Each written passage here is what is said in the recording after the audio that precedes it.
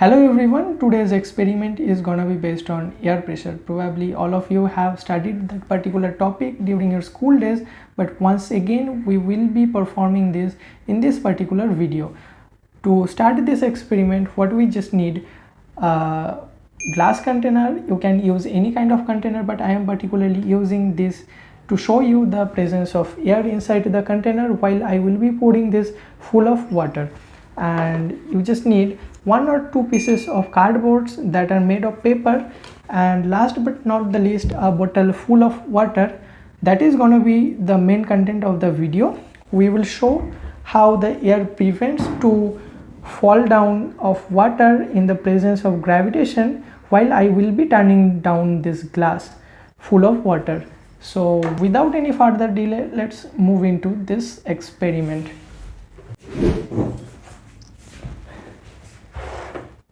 Now I will fill the glass full of water.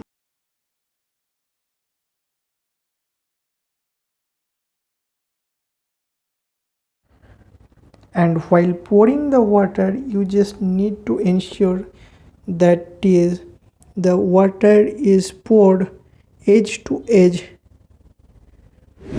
Put the cardboard.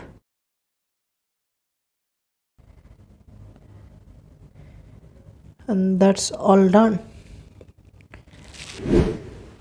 And now if I turn down the glass of water and remove my hand from the cardboard, you can see that the cardboard is preventing a fall down of water due to gravitational force. But this is not only the cardboard that is preventing a fall down due to gravitational force, as you can see that there is almost zero air that is present inside the container. So a relatively lower atmospheric pressure zone is created inside the container, and outside the air there is a much higher atmospheric pressure zone. So the higher pressure zone is trying to reach or move towards this lower pressure zone, but in between this glass container and this higher atmospheric pressure zone, this particular cardboard is present. So this cardboard is exerting a lot of force